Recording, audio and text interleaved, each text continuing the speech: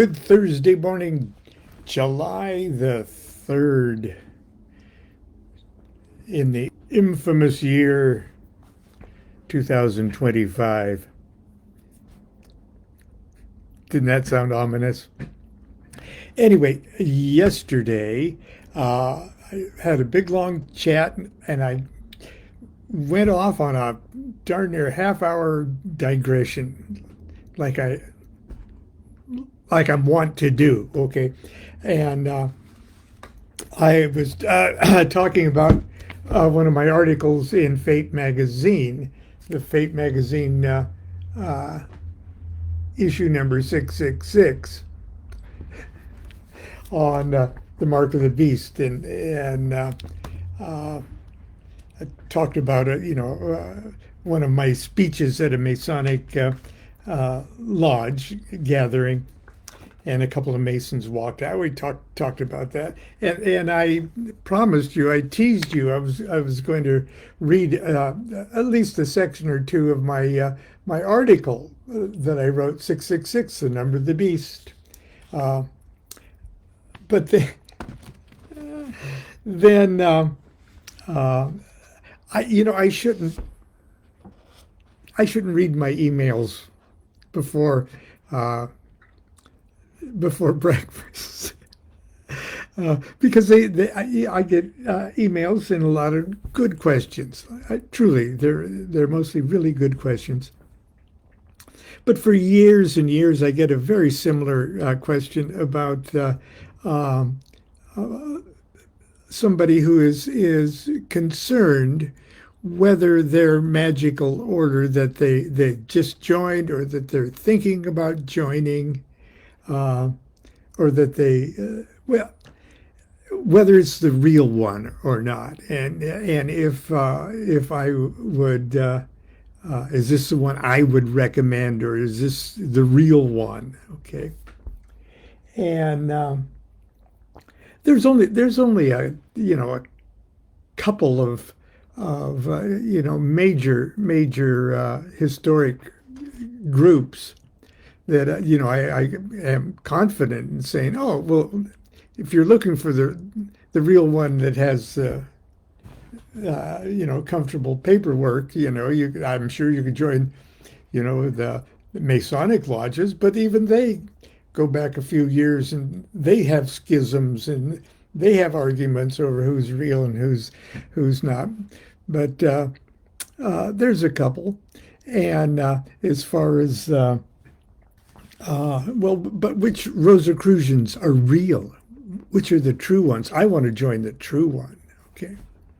Which of the Golden Dawns are the true Golden Dawns?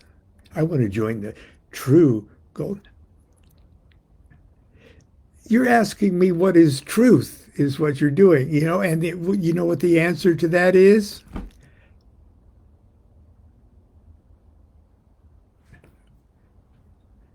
So that's not much of an answer. If somebody who wants to know if this club they're joining is the true club. Um, and it really gets when I joined, when I took my Minerval degree of the OTO, okay, there really wasn't. Uh, Crowley had died in 1947, and the order hadn't initiated since.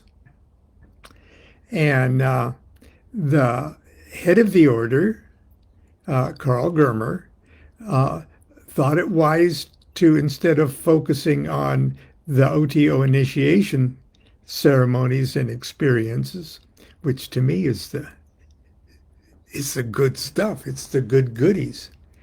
Uh, that he should instead concentrate on keeping Crowley's and bringing Crowley's writings into publication, which on that level was just an incredibly wise thing to focus on, in retrospect.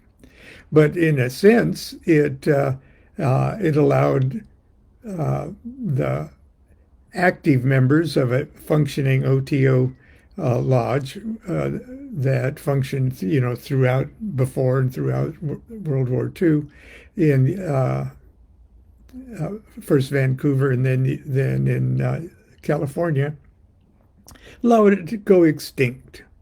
Okay. Now,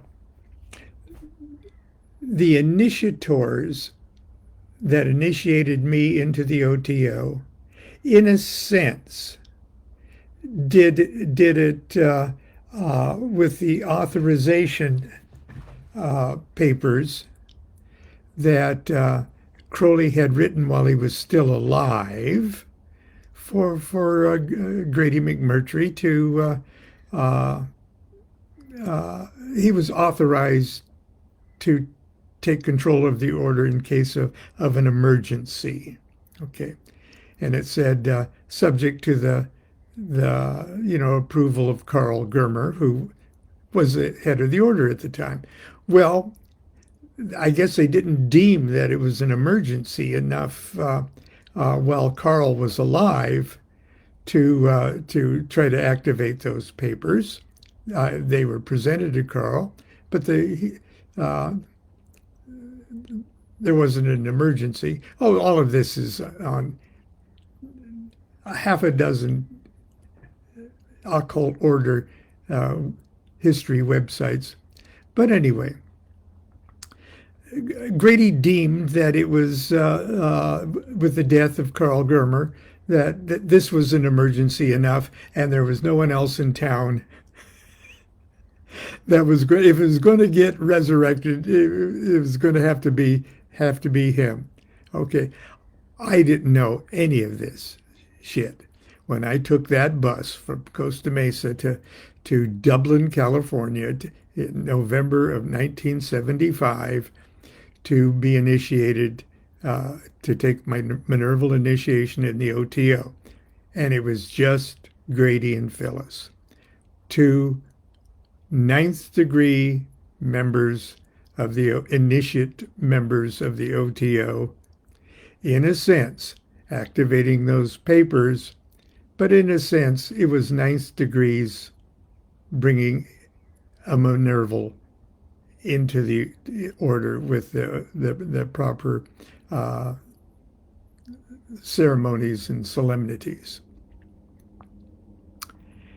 Now, I made the OTO real to me. And I guess that's what I would say for for anyone who asked me, is this order the real one? And I say it is the real one if you make it real to you. Because I tell you right up front, every organization, from the Boy Scouts to the Girl Scouts to the Daughters of the American Revolution to the Culinary Institute are full of people, and people can be assholes, okay? That doesn't mean that and not only that, but the organizations are filled with governing bodies and committees and things like that, and they can be filled with assholes, okay? But what is it that you joined? You're going to have to make it real for yourself or not. And it can be the most legitimate. Look, I've been consecrated, formally consecrated with the proper solemnities by a guy who is consecrated by a guy who is consecrated by a guy who is consecrated by a guy and a guy and a guy and a guy and a guy and a guy and a guy, all the way back to Saint Peter.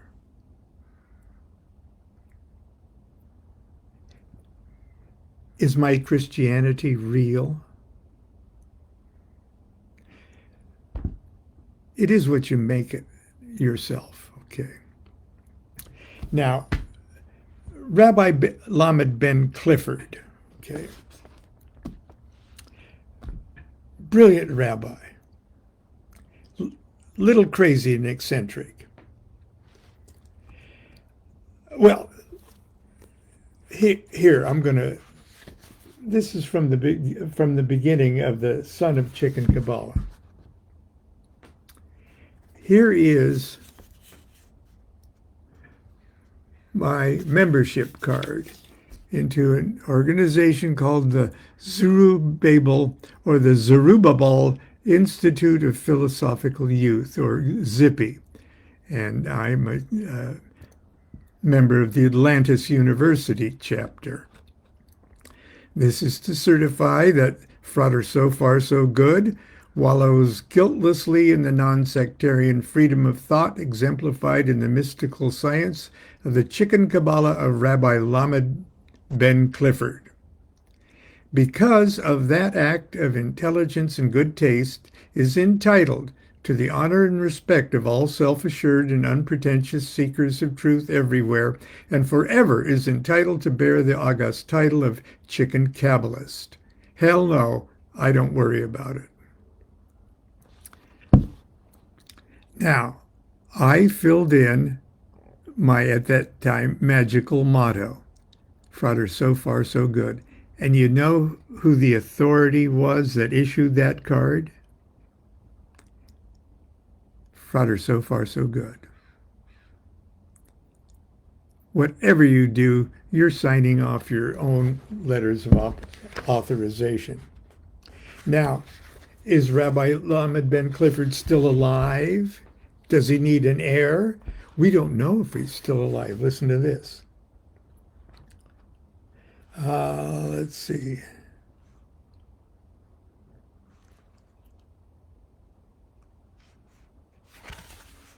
Yes. Because his disappearance was unexplained and a body was never recovered. Now, Rabbi Ben, the body was never recovered, okay? Constance and I, early in our marriage, belonged to, took the lessons of, regularly attended the church services at the Self-Realization Fellowship of Yogananda, SRF. Sort of a very, very cool, very kind of westernized yoga thing. Yogananda was one of my big heroes. And on their altar top in the east, they have portraits of the gurus. Now there's the portrait of Yogananda, who lots of people knew him when he was alive and everything. He was the flesh and blood Yogananda. And after his portrait was the portrait of Sri Yukteswar, his guru. All these guys are on the cover of Sgt. Pepper's, by the way. And next to Sri Yukteswar was his guru, Lahiri Mashai. Okay, and he's sitting there in his yoga with his shirt off, looking so cool and Indian. And actually, he looks like Doug James. Okay, when I look at Doug James, I think, oh, that's Sri Yukteswar. And after Sri Yukteswar, there's not a photograph. There's a drawing of Sri Yukteswar's, Mahari Mashai's guru, who was Babaji.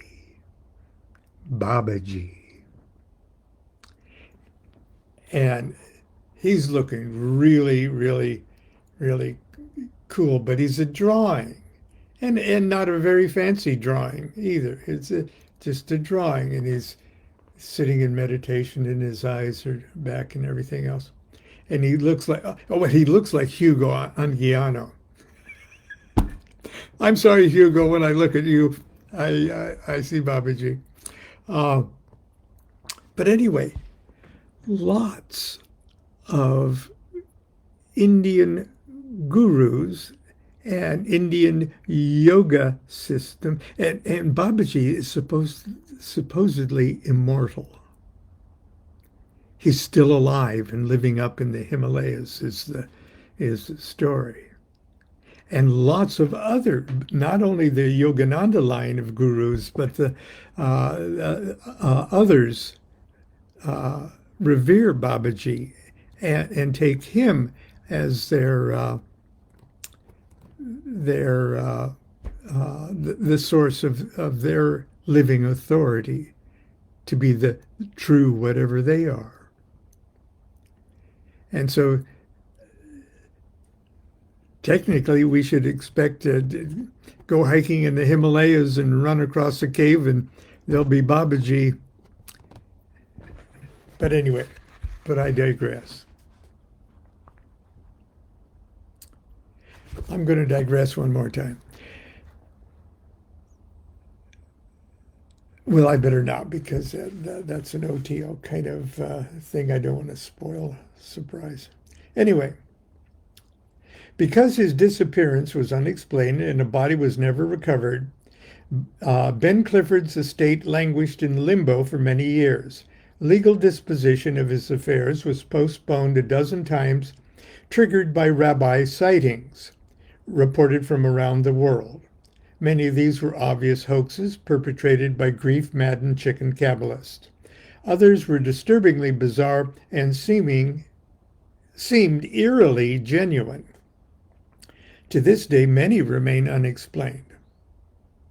Perhaps the most dramatic sighting was bolstered by the testimony of Sister Gina Martini and 11 Carmelite nuns in Albany, New York, who in 1999 reported being startled after Vespers by a partially clad intruder matching the rabbi's description, friskily darting in and out of rows of laundry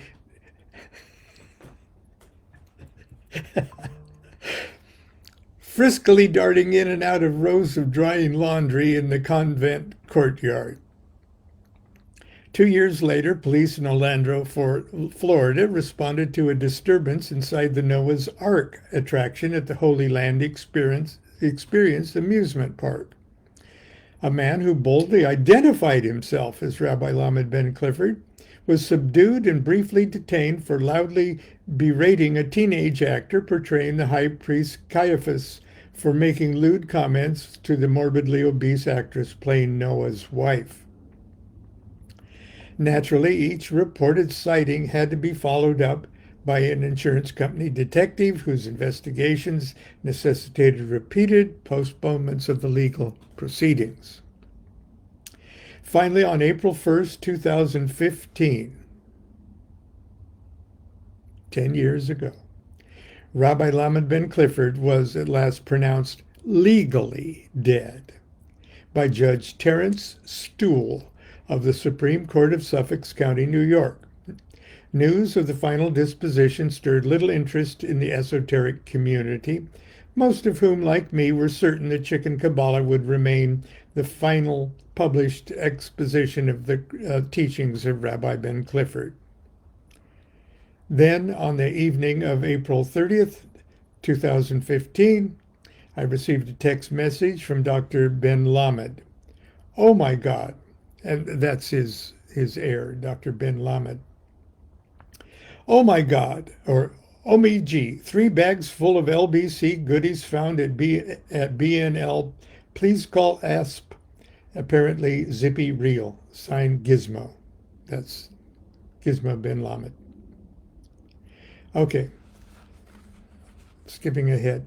Shortly after Judge Stool pronounced Rabbi Ben Clifford legally dead, he discovered a bag of still warm onion bagels on the sunroof of his car in the courthouse parking garage.